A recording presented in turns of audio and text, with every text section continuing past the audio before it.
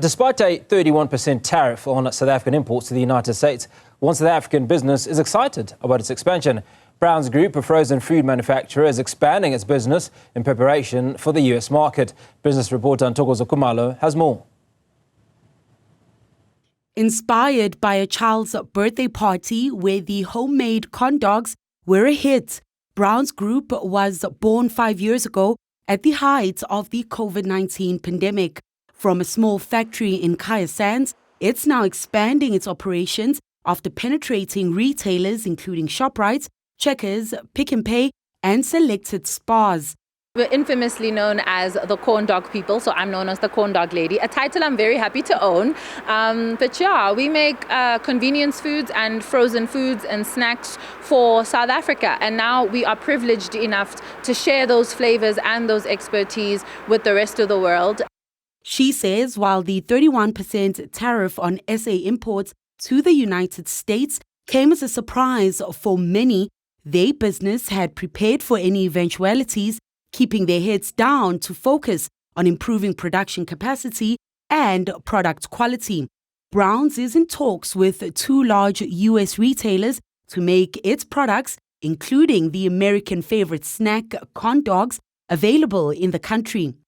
And the US is a phenomenal trading partner, and to be able to export there and penetrate that market is a massive privilege. So we're not going to be sidelined and distracted by the noise because, like I said, businesses all the time.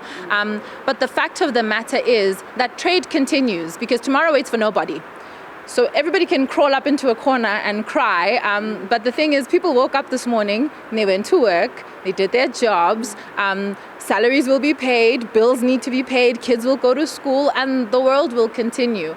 So we're really excited. We've got two really awesome potential customers whom we are in talks with, and we're just jumping through the necessary compliance hoops in terms of audits, health and safety, agriculture, and approvals to obviously export. But these are two giant retailers that we're speaking to, and we're in a very privileged position because they came to us to ask them to supply them with a product that they essentially, I know, right? So no, it's just a sign that the world is open to trade. And trade moves economies forward, it builds industry, and that's exactly what we're doing.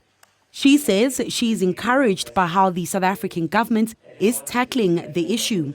Challenges make you bigger and they make you stronger, and South Africa should definitely hold its head up high because our products are awesome, our innovations are awesome, we have fantastic capabilities, and just from looking at how the state and business and the private sector have reacted to this news on tariffs, I'm actually really proud and I'm really encouraged because people are keeping calm and moving on because that's what we have to do.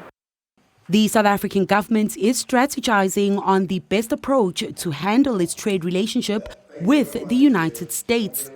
DTIC Minister Bucks Dow got clarification from Washington that South Africa's tariff will actually sit at 31% and not 30%. And while his office is looking for clarity on how the United States came to the figure of over 60% charged on US exports into South Africa, he says the plan is to save the trade relationship and make it work for both countries.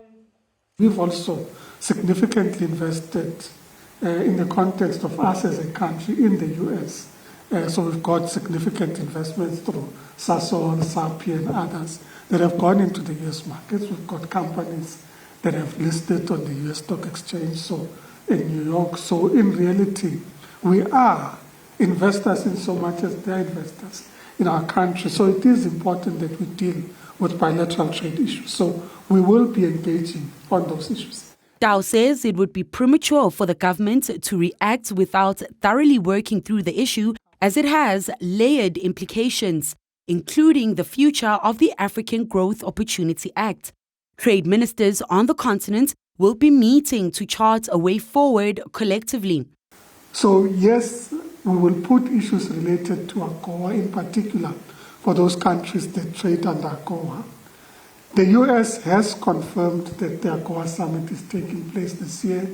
We will be engaging on the basis of continuing to lobby for AGOA to continue. He also outlined that the South African government has no intention to start targeting American companies to retaliate against the 31% tariffs. While the dust settles and negotiations continue, Brown's Group will be finalizing its move at its new manufacturing facility at the Malibongwe Industrial Park so that it can make its first shipment to the United States soon. For Newzroom Afrika on Channel 405, I'm Ntokozo Khumalo in Johannesburg.